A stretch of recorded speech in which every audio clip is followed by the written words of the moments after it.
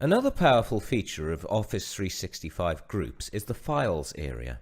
You can get to it by clicking on the link towards the top of the screen.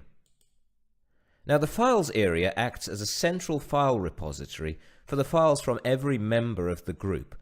Anybody can upload a file, anybody can make a new file here, anyone can edit the files, download them, and also delete them.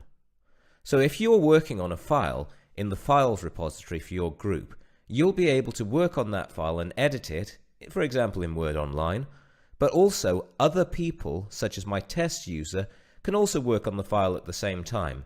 And if we go to the test user's account, he can also see that I'm working on the file as well. And of course, you can see whoever's editing the file at the same time as you toward the top right.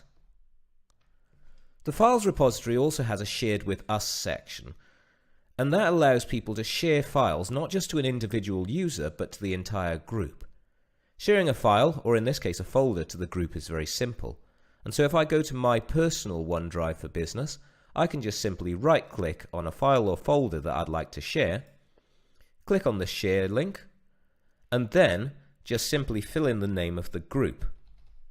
Now as I start typing, it'll auto-complete just like any other name or email address, so I can click on it, and now notice that it says rather than one person will be invited, that one group will be invited.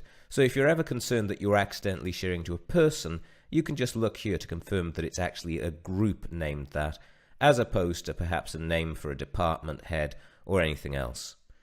I'm going to set the Can Edit option to Can View because I don't want people changing any of the contents of this folder or deleting any of the files in there. And I'm going to untick the box that says to send an email invitation, mainly because I'm going to tell people about this when I see them in the next lesson, and so I don't feel that I need to send them a notification as well. Once I'm happy with all of the settings, I click Share, and then I get a notification telling me that that folder has been shared.